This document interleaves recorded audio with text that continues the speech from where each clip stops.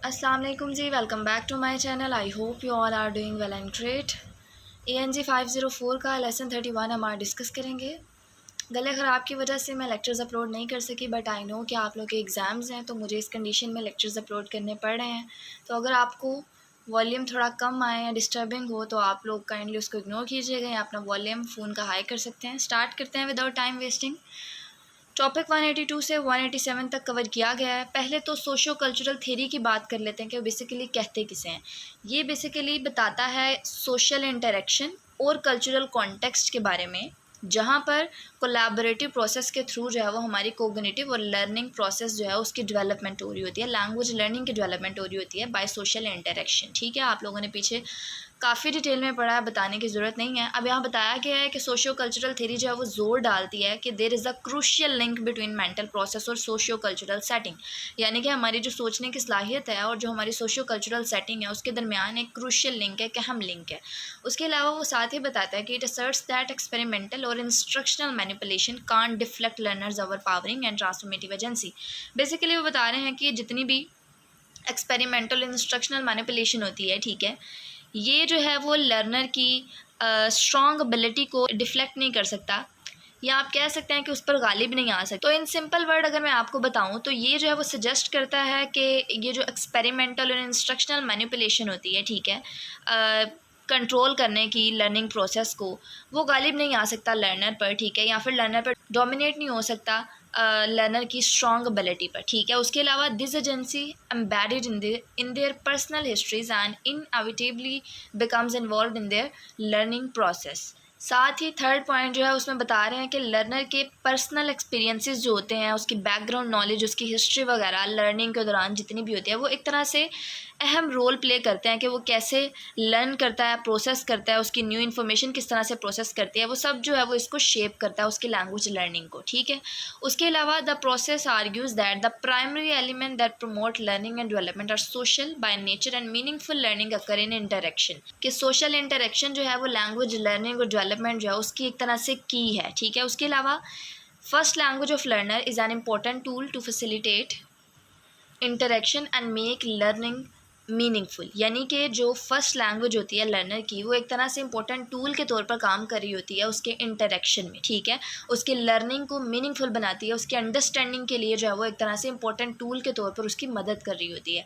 Basically इस वाले पूरे लेसन में जो है वो फर्स्ट लैंग्वेज की बात की गई कि वो किस किस तरह से लर्नर की हेल्प करती है और उसके लिए फैसिलिटेट है एक तरह से। उसके अलावा the role of L1 in L2 learning from a socio cultural perspective can be argued through discussion of its basic concept like mediation, scaffolding in the ZPD and the inner speech। तो basically वो बताना क्या चाह रहे हैं कि L1 का जो रोल है L2 लर्निंग में from a socio cultural perspective, वो आर्ग्यू किया गया, डिस्कशन का बाइस बना रहा है। किन किन प्रोसेस के थ्रू मेडिएशन हो गया, स्कैफोल्डिंग हो गया in the ZPT zone of proximal development, और उसके अलावा inner speech. One by one इनका भी कॉन्सेप्ट देती हूँ, पीछे पढ़ चुके हैं बट अगेन हम दोबारा से रिवाइज कर लेते हैं। उसके अलावा बताया गया है कि the socio cultural concept of mediation hold that human interact through sign which are culturally and historically determined and act as psychological और फिजिकल टूल। बेसिकली यहाँ पर वो socio cultural concept of mediation की बात कर रहे हैं, जिनमें क्या होता है कि एक तरह से ह्यूमंस जो है वो किसी रिसोर्स के थ्रू जो है वो इंटरेक्ट कर रहे होते हैं। वो रिसोर्सेज कौन से, एक तरह से साइन है, सिंबल वगैरह हैं, ठीक है। तो यहाँ पर बताया गया जो बेसिक मतलब है कि लोग कम्युनिकेट करते हैं, इंटरेक्ट करते हैं थ्रू साइन सिंबल, जो कि कल्चर को जाहिर करता है, ठीक है, उस पर असर डालता है, ठीक है। ये साइन साइकोलॉजिकल और फिजिकल टूल के तौर पर जो हमारी कम्युनिकेशन और अंडरस्टैंडिंग में हमारी मदद करते हैं, ठीक है। उसके अलावा learning is mediated as learner को construct meaning through these tools of which language is the most important. क्या मतलब है, वो यहाँ पर बता रहे हैं कि लर्निंग इन साइंस सिम्बल्स वगैरह वाले जो टूल्स हैं उनके थ्रू फैसिलिटेट है, यानी कि हेल्पफुल है, और लर्नर इन टूल्स के थ्रू जो है वो अंडरस्टैंडिंग बिल्ड करता है, ठीक है।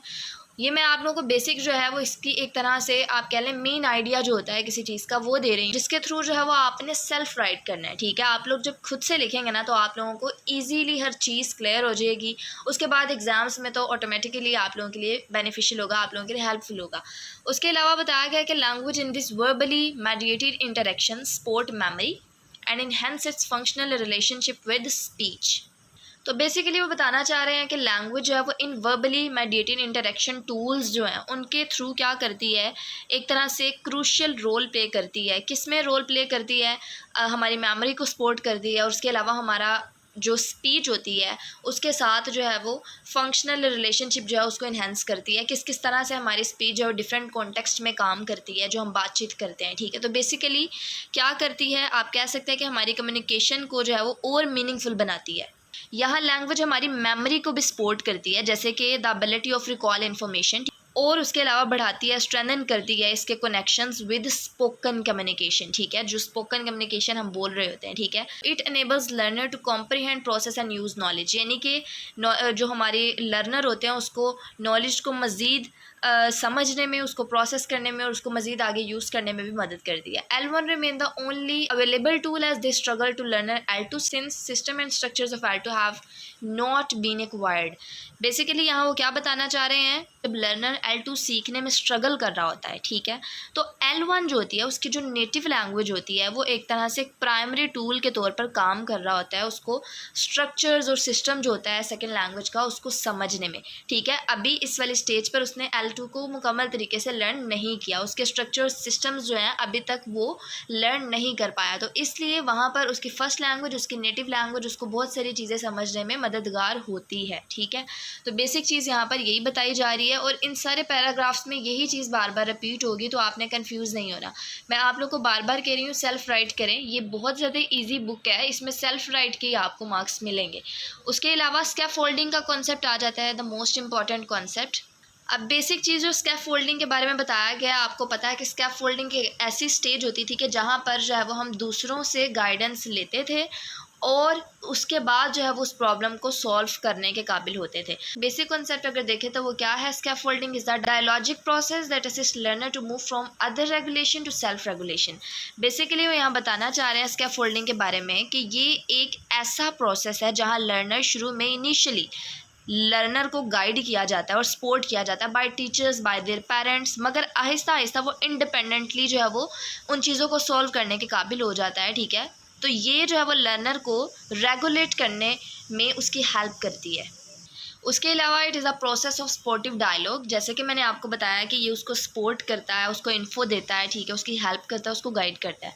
तो उन्होंने कहा है कि it is a process of supportive dialogue that direct the learner through successive steps of a problem and enable them to achieve a higher linguistic performance that was originally beyond them.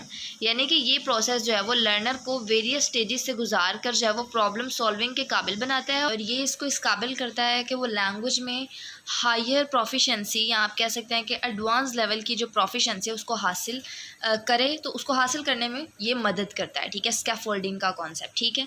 उसके अलावा यहाँ बताया गया है कि language mediate scaffolding of the learner with in zone of proximal development, ठीक है, कि लैंग्वेज जो है वो एक तरह से स्कैफोल्डिंग में हेल्प करती है लर्नर की, किस कॉन्सेप्ट के साथ, जोन ऑफ प्रॉक्सिमल डेवलपमेंट, ठीक है, जहाँ पर क्या होता है, ये आपने पीछे डिटेल में पढ़ा था कि इस वाले लेवल पर लर्नर को गाइडेंस की ज़रूरत होती भी है और नहीं भी होती, ठीक है, उसके दरमियान वाली स्टेज होती है। बेसिकली आप यहाँ पर कह सकते हैं कि रेंज होती है between what they can do independently and what they can achieve with help, ठीक है, क्या वो लोगों की मदद से सॉल्व करते हैं और साथ ही जो वो इंडिपेंडेंटली सॉल्व करते हैं, उसके दरमियान की स्टेज होती है। तो बेसिक चीज़ क्या है, जोन ऑफ प्रॉक्सिमल डेवलपमेंट आए तो आप लोगों ने सिंपल लिखना है कि जहाँ पर आपको मदद की ज़रूरत होती भी है और नहीं भी होती, ठीक है, आपको गाइडेंस की ज़रूरत होती भी है एक स्टेज पर, कुछ चीज़ों में आपको गाइडेंस की ज़रूरत बिल्कुल नहीं होती, तो ये जोन ऑफ प्रॉक्सिमल डेवलपमेंट होता है, ठीक है। उसके अलावा first language assists to establish ZPD of the learner and ensures scaffolding by affording dialogic opportunities for expansion of established knowledge। तो बेसिकली यहाँ पर वो क्या बताना चाह रहे हैं कि जो पर्सन की नेटिव लैंग्वेज होती है, फर्स्ट लैंग्वेज होती है, वो मदद करती है स्कैफोल्डिंग प्रोसेस में और जोन प्रॉक्सिमल डेवलपमेंट में, कैसे इनको मीनिंगफुल कन्वर्सेशन की अपॉर्चुनिटी दे के, जो कि बिल्ड की जाती है लर्नर की एग्जिस्टिंग नॉलेज पर, जो कि उसके पास ऑलरेडी एग्जिस्ट कर रही होती है, उसके पास होती है, ठीक है। उसके अलावा this concept is strikingly different from Krashen's input concept that perceive learner receiving input as a passive listening body। Basically वो यहाँ बता रहे हैं कि स्कैफोल्डिंग का कॉन्सेप्ट जो है वो क्रेशन इनपुट थेरी से डिफरेंट है, जिसमें लर्नर जो है वो पैसिवली जो है वो सुन कर जो है वो इनपुट ले रहा होता है। लेकिन अगर हम स्कैफोल्डिंग की बात करें, नीचे यहाँ बताया गया कि the concept of zone of proximal development and scaffolding, ये एक तरह से social practice of assistance that shape construct and influence learner in which learner actively participate, ठीक है, जिसमें लर्नर जो होता है वो एक्टिवली पार्टिसिपेट कर रहा होता है, टीचर्स और जो भी हैं वो उसे गाइड कर रहे होते हैं, उसको इन्फॉर्मेशन प्रोवाइड कर रहे होते हैं। तो बेसिक चीज़ जो है वो क्या है कि जोन ऑफ प्रॉक्सिमल डेवलपमेंट और स्कैफोल्डिंग, ये दोनों मिलते जुलते कॉन्सेप्ट हैं, ठीक है, दोनों में आपको गाइडेंस की ज़रूरत होती है। तो ये एक सोशल प्रैक्टिसेस है जो शेप करता है लर्निंग को थ्रू एक्टिव लर्निंग, ठीक है। उसके अलावा ये अंडरस्टैंडिंग में जो है वो हेल्प करता है, मदद करता है, ठीक है। उसके अलावा in this the value of L1 can not be underestimate as it mediate mutual problem solving and interaction. तो इन सिंपल हम कह सकते हैं कि L1 जो है वो हाईली वैल्यूएबल टूल है, ठीक है। ये फैसिलिटेट करता है म्यूचुअल प्रॉब्लम सॉल्विंग को बिटवीन लर्नर्स एंड अदर्स, ठीक है, म्यूचुअल। उसके अलावा इन्हेंस करता है हमारे लर्निंग प्रोसेस को। तो ये ओवरऑल कॉन्सेप्ट था। उसके अलावा हमारे पास इनर स्पीच आ जाता है। इनर स्पीच का आपको पता है, जो हम सेल्फ टॉक करते हैं, खुद से जो है वो हम बात करते हैं इंटरनली। तो अगर आपसे इनर स्पीच के बारे में पूछा जाए तो आप कह सकते हैं सेल्फ टॉक या silent talking to oneself, ठीक है। उसके अलावा यहाँ बताया गया कि एक तरह से थर्ड फंडामेंटल टूल है in learning conceptualized by socio cultural theory, यानी कि सोशियो कल्चरल थ्योरी के थ्रू जो है वो लर्निंग का एक तरह से थर्ड फंडामेंटल टूल है। उसके अलावा बताया गया कि it assists in regulating internal thought, managing action, appropriating and systematizing information and carrying out meta cognitive activities. तो इन सिंपल वर्ड आप कह सकते हैं कि हमारी हेल्प करता है हमारे थॉट्स को कंट्रोल करने में, गाइड करने में, एक्शंस को सिस्टमाइज़ करने में, ऑर्गेनाइज कर, उसके अलावा इंफॉर्मेशन को जो है वो मज़ीद रेलेवेंट बनाने में, और उसके अलावा इंगेज करने में कॉग्निटिव प्रोसेस में हमें जो है वो ये हेल्पफुल है, हमारी हेल्प करता है, ठीक है। मेटा कॉग्निटिव एक्टिविटीज़ यानी कि हमारी कॉग्निटिव एक्टिविटीज़ में हमें इंगेज करने में। उसके अलावा it emerge when the learner faces difficulty and support them in effective manipulation of the task. तो यहाँ पर वो बताना क्या चाह रहे हैं कि जब लर्नर डिफ़िकल्टी फेस करता है तो ये लर्नर की हेल्प करता है by decision making, problem solving mechanism के थ्रू, ठीक है। मैनिपुलेशन ऑफ टास्क बेसिकली क्या होता है, ये एडजस्टमेंट ऑफ टास्क होता है, ठीक है, फॉर अचीविंग गोल, ठीक है। उसके अलावा ये जो है वो लर्नर को इंगेज करता है। तो इसमें क्या बताया गया कि it emerge when the learner face difficulty and support them in effective manipulation of the task, कि जब लर्नर जो है वो डिफिकल्टी फेस करता है तो ये लर्नर की हेल्प करता है किन किन टूल से, डिसीजन मेकिंग से, प्रॉब्लम सॉल्विंग मैकेनिज्म के थ्रू।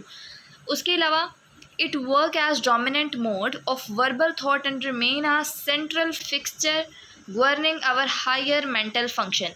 तो ये क्या बता रहे हैं कि हमारे वर्बल थॉट्स जो होते हैं, ठीक है, जैसे कि वर्ड्स लैंग्वेज वाले थॉट्स होते हैं, वर्ड्स लैंग्वेज, तो ये उन पर जो है वो एक तरह से डोमिनेंट मोड के तौर पर काम करता है and remain a central figure.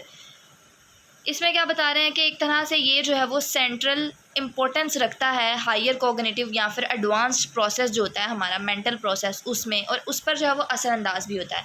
तो बेसिक चीज़ यहाँ पर जो बताई गई है आपने जो याद रखना है, scaffolding, मेडिएशन, zone of proximal development, ये सब किस तरह से हेल्पफुल हैं फर्स्ट लैंग्वेज में, और उसके बाद फर्स्ट लैंग्वेज सेकंड लैंग्वेज में किस तरह से हेल्पफुल है, किन किन प्रोसेस के थ्रू। आप 5-6 पॉइंट्स जस्ट इसके याद रखें, सारा याद करने वाला नहीं है, हर चीज़ इसलिए एक्सप्लेन किया ताकि आपके पास कॉन्सेप्ट आ जाए।